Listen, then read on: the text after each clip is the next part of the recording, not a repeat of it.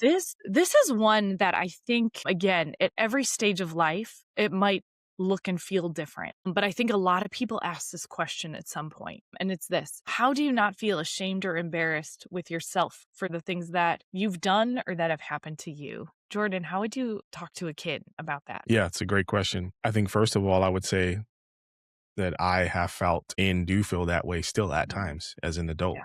Yeah. And so when I look back at decisions I've made, or I look back at things that people have done to me that have hurt me, Mhm. there's embarrassment there, there's shame there. And I think those are things that crop up that try to hold us down or limit us. And also, we obviously know that those things are attached to the reality of sin as well. And so Mhm. I think students are asking these questions because they've had hard things happen to them in their lives, real challenging, difficult things. And I just want to affirm that like tough things are happening to our young people all around the world all the time. And I think what has helped me with that is understanding, well, I think it's actually, I would put it this way. I think it's actually tied to this. I think part of the root of this question is like, can somebody truly know who I am? Like Hmm. the Yeah.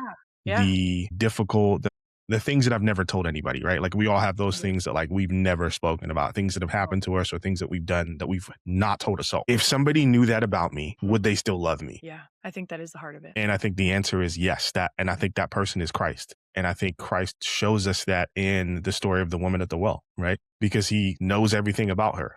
He tells her who she is and what she's been through and where she currently finds herself. And yet he reveals to her that he is the Christ, which is really interesting, right? Like Jesus often doesn't say like openly, I am he, but he literally says it to that woman, right? At the well. Super interesting. And then she goes back and tells the whole town, and some incredible things happen as a consequence. And so I would say I have felt those things. And I think, yes, there is somebody who knows everything you've done, everything you're going to do, and he loves you anyway. And his name is Jesus.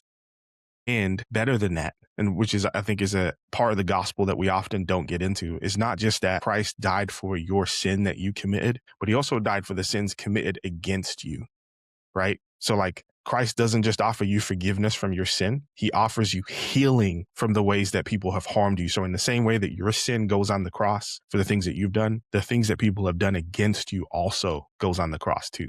How does that make you in real time? Like, for a kid, how do you process both of those realities? And how should that change you and change, like, how you live? Yeah, great question. I think in real time, what it allows you to realize is I can take these things to God and lay them at his feet.